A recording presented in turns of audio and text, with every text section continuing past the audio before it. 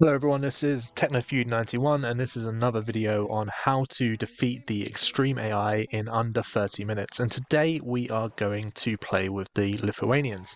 And I'm doing that because of a comment on one of my videos recently from someone who was just starting out on Age of Empires and had already got up to beating the hardest AI or nearly beating the hardest AI and wanted to kind of step up. So he talked about using Lithuanians and wanted to understand more about Lithuanians. I think there are personally better civs if you're just starting out. So civs like Franks, Britons that have quite straightforward build orders, and you can get to quite powerful units relatively quickly with minimal knowledge of the game. But I wanted to show how you obviously part of this series is showing how to do this with every single civ. So I wanted to show what I would do with Lithuanians in this situation. So for Lithuanians, the majority of their big bonuses come in Castle Age. So they have extremely powerful knights and a unique unit called the Latest.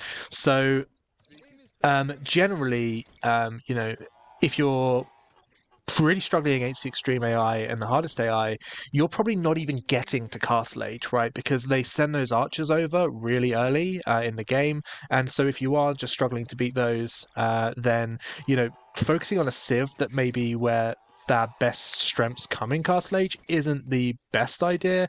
But what we will do today is basically show you how to defend that initial uh, how to defend that and the best ways of doing that. So the build order that I'm going for here is a scout rush build order, and we're going to go into this and go for a scout rush because one of the earliest ways that I beat the extreme AI. So when I first started beating the extreme AI, it was using a scout rush build order.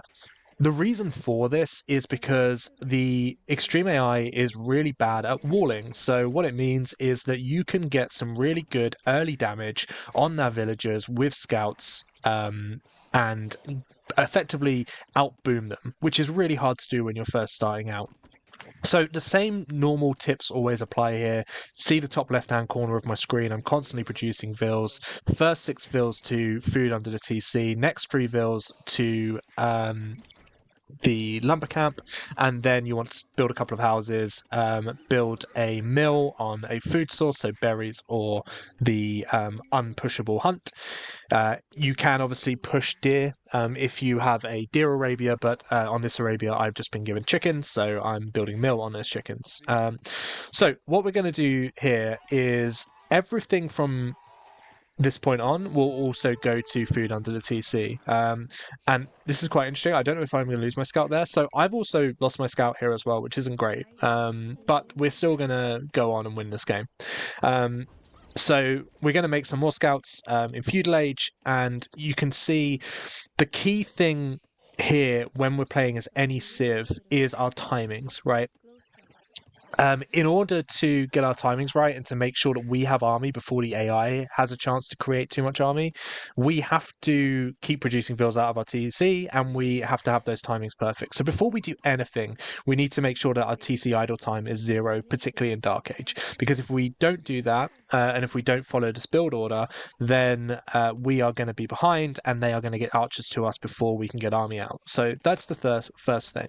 And you can see I'm going up on 19 vills. So 19, you can go up on 18 as Lithuanians, but with 19 vills, I prefer it because the timing isn't too much worse, and your economy is going to be a little better when you get to feudal age. So you can see I'm getting loom now, and I've got enough food to click up to feudal age. And the reason I've got enough food is because of the build order. If I had sent more villagers to wood before I did that, then I may not have had the resources in time. So you can see now I'm splitting up my economy. So instead of everyone on food, I've now got a even split between food and wood. And I'm just going to try and micro my villagers here a little bit so that they are collecting these resources as efficiently as possible. And then I'm going to split up my vills again to send some to berries and some to the food by the mill. And then with each new villager that I create in feudal age, I am going to send them to the straggler trees, and I'm going to create a farm with them every time I have 60 wood available, because that's how much a farm costs. You can see I've built a barracks there as well. So I've got a little bit of time before I get to feudal age, so I'm going to use those two vills, my two builders, to take some more food on my way up to feudal age, because I don't want them being idle, and they're near the position where I want to build my stable, because I'm going to use those military buildings, as you can see, to also wall around my base. I'm not just going to build them randomly, I'm going to build them so they're at the front of my base, so it takes my military less time to reach my opponent, but also for the purpose of walling, so that I can protect my own villagers. You can see as well I'm using the resources here. So I'm using the gold and I'm using the wood lines to build. I do this. I like to, if I can, build in front of those resources instead, just in case we get pressured with archers. But I feel like this is going to be fine. You know, front gold isn't ideal, but we only need 200 gold to get up to Castle Age, so that's kind of what I'm aiming for here. And I'm going to build a gate here as well, so that my scouts can leave, and then I'm going to start creating scouts. So you can see, because of our build order, we are now able to create 3 scouts before 11 minutes. So on Extreme AI, for example, they would generally start sending archers to my base at around maybe 13 minutes at the earliest. So that is what we want to aim for, right? We want to be putting the pressure on them either before they get military out or before they can get military to our base, because if we're tracking them, they're going to be chasing our scouts instead of coming to our base and putting pressure on us. So you can see I'm just making sure to build with some villagers here, and I'm going to start creating some farms soon with those villagers. Again, once I have 60 wood, I'm going to create farms. And it's really important as well to have that town center hotkey. So I use H on mine just because it's in the center of my keyboard, but you need to have a town center hotkey so that you can keep creating villagers, and also keep flipping back to your town center to create more farms, because we're going to need those farms to get up to Castle Age at a reasonable time, because although we want to put pressure on our opponent, we have to keep producing vills. We have to make that advantage count. And the only way we're going to do that is by making sure our economy is good at home, and by disrupting the AI's economy too. So you can see I'm sending my scouts in now. And now, because my initial scout died, I have to find out where they're actually located. And again, I'm just always flicking back and forth between home and between my scouts to make sure my scouts aren't getting into any trouble, and to also make sure that my economy is still functioning correctly. So it's important to keep an eye on your scouts, particularly when you only have 3, because the villagers on Extreme AI will fight back. So you can see here when I go for a vill, sometimes they run away. So it depends on what stage of the game I'm at. I've already picked one off there. There's a weak one there, which I'm going to find 2, and I'm going to take that one. But in a lot of cases, the villagers will fight back, particularly if they've got enough vills around or enough spears around. So again, we've got 3 picks right now, and this is only good for me because I'm still producing vills and producing farms at home. If I wasn't doing that, the damage I'd be doing would be pointless, because they would still be producing villagers, and they wouldn't be and I wouldn't have the eco advantage. The whole point of us doing this and attacking them at this point is so that we can have a vill advantage, and the game will start to snowball from there. So we've killed about 5 now, which is excellent. But like I say, it's only excellent because of the fact that we are still producing at home, and our villagers are still working. So at some point you want to send to gold. You can see, because I'm fully walled, they actually didn't go for archers this time. They've gone for scouts instead, which is perfect because my gold can't be pressured. They've now got a spear out, so I just need to be cautious of that when I now try to take out vills. But they can't get into my base, so their scouts are basically going to be ineffective. But because they're completely open, I can keep causing damage, and they're not going to wall because they're the Extreme AI. So now you can see I've not produced any more military here. I'm not getting any more eco upgrades until I get to the next stage. So you can see I'm almost 800 food, and I'm almost at 200 gold. So I will then be able to click up, and you can see all of these villagers here there to be picked off. I've probably taken out about 6 or 7 now, but you can see now they're starting to fight back because they have a spear and support. So I'm just going to ignore that fight. I've already done a fair bit of damage. And again, want to keep an eye on that idle TC counter here as well. To make sure that your vills are working. So I can now go up to Castle Age. I've got the resources to do it. The one thing I didn't have was an additional building. I didn't build a blacksmith or a market, so I'm doing that now.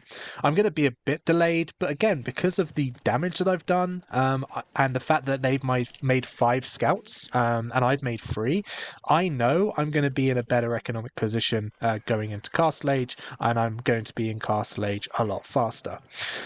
And even while all of this is going on, I'm still trying to get picks. I'm still trying to increase my advantage even more, and at the very least, just create some idle time. And you can see the AI kind of glitches out at this point, doesn't really know what to do. I've reinforced those walls. As you can see, when I build houses and buildings, I'm building them in front of the walls just to give that extra layer of protection. And my base is looking very clean as well. I've got my farms all around my TC and my mill. I've got a good eco distribution so that I'm going to be able to build some town centres, and I'm still picking off fills at the same time. And this is just about getting used to multitasking. The more hotkeys you have, the easier multitasking is going to be. And I'm really encouraged as well to see that he keeps producing feudal age army, more spears, more archers, which again, going to be completely ineffective. By the time I get to Castle Age, I can start producing mangonels or knights or whatever other types of units that I want to produce. And again, because of the lack of walling, I'm always going to find these villagers on their own if I keep doing circles around the base. So that's what we're doing here. We're doing circles around the base, seeing where we can pick off additional villagers. And you can see what are they going to do with this army? Okay, we're under a bit of pressure now, maybe, but they can't get in. I don't have any archers pressuring my gold. And even if they did, I've got plenty of gold now. I can definitely create some knights in Castle Age, but I'm just going to keep taking the gold until I'm at a point where I can't anymore, and I may have to, build a castle or something like that. I am going to reinforce this wall a little bit, just in case they do start attacking that gate, but I'm being quite cautious here. And now you can see I'm in Castle Age, much, much faster. I've got the score lead, and now I can start increasing my advantage, my economic advantage, by building additional TCs. So as I wait for the wood to come in for those TCs, I probably could have done my build a little bit better. I could probably had a better distribution on wood in order to improve my advantage even more. But I'm quite happy with how things are at the moment. I've done loads of damage, and now we're just going to keep. Now we just got to focus on defense and making sure that they don't break in, and if they do break in, that we have we lure them towards the town centre, so that they get shot by the arrow fire and they won't come in any further. But you can see here, just making sure we've got those additional walls down before they break in. It's really important not to panic. It's very easy to panic as a new player, but really you've just got to focus on delaying that entry into your base and just being confident in the fact that if you do this and you do get an eco advantage, that eco advantage is going to play out as long as you don't lose too many villagers. Because once you've got 2 free TCs and they're still stuck in feudal age, you're always going to you're always going to have that advantage. And look, they're going away now. And that's because I don't know why that is, but again, we've scared them off. I think through our good economy, and you can see I'm floating a lot of resources there. Now I'm going to focus on starting to get some military units out, some Castle Age military units. And while I'm doing that, the scouts are just going to scout the rest of the map. So nothing really to worry about here. We've got 2 TCs up. I don't think they're in Castle Age yet. I didn't see the notification, but either way, they are going to be much behind me in Castle Age. I've got 44 vills. That is going to just keep increasing. I'm going to put up a 3rd town centre soon. and I'm going to put down a monastery. And the reason why I'm putting down a monastery is because I want those relics. And the reason I want the relics is because Lithuanians have a bonus where the more relics they get, the higher the attack is for their mounted units, so knights and lattice. So that is up to a maximum of 4. So once I have those 4 relics, but obviously I would love to get 4 relics, but if I can't, I'm just going to try and get as many as I possibly can to increase the attack of my knights. But to be honest with you, I don't even think I really need them now. You can see they don't have crossbow yet, they don't have pikemen, they don't have light cav, they don't have any serious military units. I've got 600 gold, so even if they do start pressuring that gold, I'm in a pretty good position. So the one thing I haven't started taking yet is stone. So I'm building a town centre on stone and eventually going to take that. This army can look intimidating, particularly when you don't have any army yourself, but it's relatively easy to defend this. I might lose 1 or 2 vills. I've got a monk there as well, who I'm trying to convert one of their units. But again, this pressure's not too bad when you've got 3 TCs. And you're ahead in eco. So again, they still can't really get in. I'm going to take the gold at the back of the base. I didn't realize I had that. I completely forgot about it. So I'm just going to take that instead. So 3 TCs, and you can see what I'm trying to do here as well. I'm walling towards the town centre, and the reason I'm doing that is because if they get into my base, I'm going to garrison my town centre, and I'm going to fire arrows at them, and they are just going to be pushed back. But I'm also creating the siege workshop because I want a mangonel, so that I can try and repel some of that army too. So you can see they're in now. Again, we're not panicking. We're just going to garrison.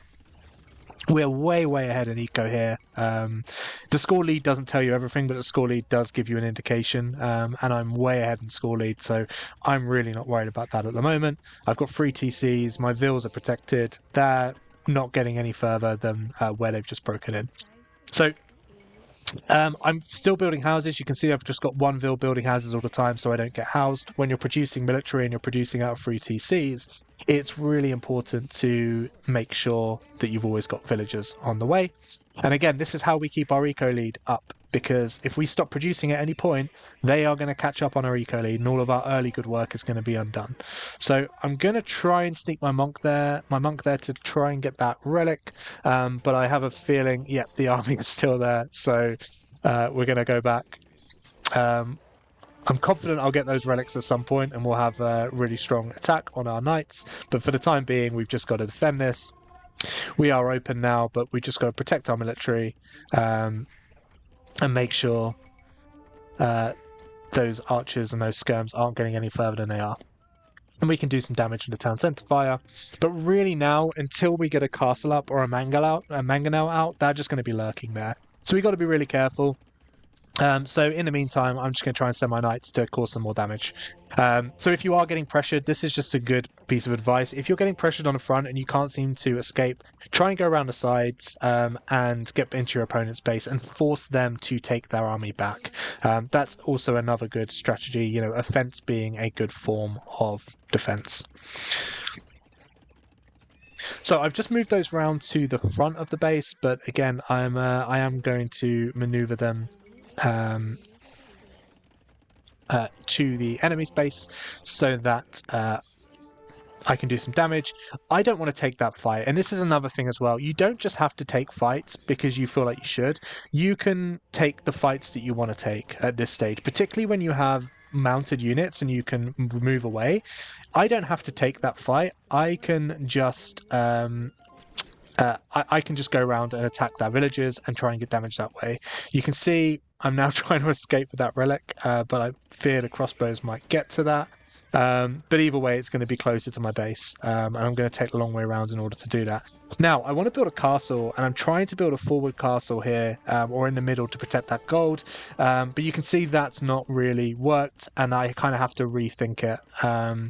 So I still want to build it towards that hill, but it's tricky at the moment because I need to do something about that army. But the thing about the extreme AI is if it sees a castle going up, then it's unlikely to attack, or at least it's not going to attack if you've got that many villagers. So you can see my knights are in the base now. I can see, interestingly, what they're creating. So I can see he's creating elephant archers, and the counter to elephant archers is skirms. And elephant archers are also extremely expensive. And skirms are very cheap. So I'm going to keep producing my knights because I like to have that mobile unit and it fits into my bonuses. And I'm going to start building some stables. So I'm also going to be able to outrun these elephant archers. I'm not too fussed about them being there, and look at the damage I'm doing to the economy. I don't care about those elephant archers. I don't need to take that fight because my units are a lot faster than those elephant archers, so I can just keep running around doing damage, and I can take the fight when I have enough skirms to deal with it. So we're just producing stables now. At some point, I'm going to start producing archery ranges, I think, for those to create those skirms. And you can see because knights are so strong, you can just keep doing damage, and you can run under town center fire, and you can kill a lot. So I've done so much damage now. I'm still in Castle Age. I should have already sold some resources and rebalanced so that I get up to Imperial, but I've been distracted. So, but I've got my castles up. I've now got this castle up, which I wanted originally to be able to take the stone. I should have probably built it in front of the resource, but that's absolutely fine. And you can see as well, I've sold my resources, and I'm now up to Castle Age. So what I'm going to do, I'm going to run those knights. I don't want to take that fight still, so we're just going to take the fights we want to take. They have a bigger army than us at the moment, but you can see now I'm going to start building the counter units for the halberdiers, the crossbows, and the elephant archers, which this is a proper AI army here. They just create a little bit of everything. I'm just going to create knights, and I'm going to create skirms. And this is why you build the castle in front of the resource, so you don't get caught in situations like this. But for the time being, I can go somewhere else while my army gets back into position. Those siege elephants aren't going to do anything while I've got this many melee units around. And also that elephant archer is going to get surrounded. So they're just not able to compete. You can see now my queue on the top left hand of my screen. I just want to show you my queue. I've got my eco upgrade. I've got my my Imperial Age upgrade there, my elite skirmisher upgrade, my archer armor upgrade. I'm constantly building new military buildings because I know I'm going to want skirms to deal with the units that he has. I don't just want to rely on my knights and my latest. So I'm going to garrison every now and again, but I've got the map control now. I'm in control of the central stone. Again, I don't need to take this fight. I can just let the castle kill it. This is not a situation where I want to be throwing my units away. I want to save these knights for when I get to Imperial Age, and I can get Cavalier and Paladin, and then I can just go into whatever fights I want at that point. But you can see my military queue, my villager queue is always moving. One of the things I did in this game, which is a sin, is I did stop producing villagers. So you can see I'm on 95. That's not enough villagers. So that is just something to keep in mind there, and always focus and don't make that same mistake. Particularly when you're playing ranked games, that's where you also want to be cautious of just forgetting, especially when there's a lot going on in the game. It is very easy to forget to stop producing, so it's just something to watch out for. Now you can see I've got a really nice complement to my knights here, and I've got skirms, and the reason they're a nice complement is because, one, they're a ranged unit, but they're also a trash unit. And what a trash unit is a unit that doesn't cost gold. So ideally, you're not making a triple gold combination. So ideally, you want two different sets of units. You want a unit that does cost some gold, you want a unit that doesn't cost any gold, and you want siege units which all cost gold. So it's really important when you are thinking about your composition, looking at what the opponent has, and combining the best possible units together in terms of let's say, for example, I go full knights, they can just go Halb. Well, what kills Halb? Skirmishers can kill Halb pretty easily. So skirmishers are a good choice there. I could go archers, but then the archers will also cost me gold, and I want that gold to create knights. So these are just the kind of things that you want to consider when you're looking at what your opponent has, just so you can create as many of the powerful units that you have in your arsenal as possible, but also that they are well protected by something that doesn't necessarily cost a lot of important resources like gold. So you can see I've got Cavalier now, and now we're just putting the pressure on the opponent. They've still got a big army. This is actually a bigger army than I was expecting, and also the reason why they were able to do this, and the reason why I haven't got more, is because I stopped producing villages. You can see I'm still on 95 now, and this is where the extreme AI can get quite tricky. It's because they can just keep spamming army, because I can guarantee they've now got more villagers than me. I'm still in a decent position because of the early damage I did, but I really could have been in a much better one here if I'd have just kept producing vills. So this is a really good example. So sometimes I'm going to show you what to do. Sometimes I'm going to make mistakes because I'm not a perfect player, and it's a good example of what you shouldn't do as well. So this is why this fight could have been, that fight went pretty well, but this could have been a lot easier if we had just kept producing vills during this time. But because the composition we've got, those skirms dealt with everything pretty well. I've got the +2 on my knights because I collected 2 relics. And again, I've got a half decent ego distribution. You can see I've remembered there, and now I'm frantically producing vills again. And I just haven't really got enough of anything. I haven't really got enough farms. I probably got too many on gold.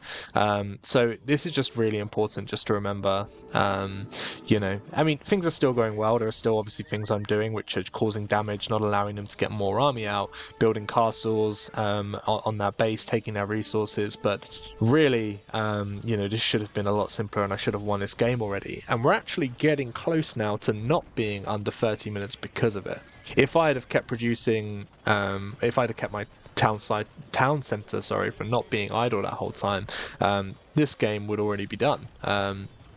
The game's really over anyway. If this was a human player, they probably might be, resigning or thinking about resigning at this point. It's just the extreme AI tends to take a little longer. So I'm going to try and rush the process now. Normally I wouldn't just Leroy Jenkins in my my Cavalier to go into their town centre, but I'm really trying to now get this done before the 30-minute mark. So I've got my skirms protecting my trebs. My trebs are going to take down a castle. My eco is honestly a bit of a mess, but it just goes to show that you really don't have to be perfect to be the extreme AI. They're not that intimidating. You can make a ton of mistakes and still get the win. And the most important thing, as I said before, is just getting in that early damage. That's how I started beating the extreme AI. This game is a snowbally game, which means that the earlier you get an advantage, and the more advantages you get, the more benefit you're going to get from that, and the more of a distance is going to be created between you and your opponent. Obviously, those if you make mistakes, those can be punished, and that can sometimes mean that the opponent can come back. But against the extreme AI, again, when you're causing this type of damage as well, you can see the score lead as well and the score difference. It's still massive. So even though we made those mistakes, we still won pretty comfortably. It's just taking us a little bit longer than maybe normally would or should have. So now we're just going to focus on cleaning up those vills, taking out as many as possible. And the trick to getting the AI to resign is just to kill as many vills as possible. If you get them to under 20, 9 times out of 10, they will just resign. So yeah, this is I hope for that player who messaged me or left a comment on my video, and wanted to figure out how to do this as Lithuanians. I hope this has given you some insights.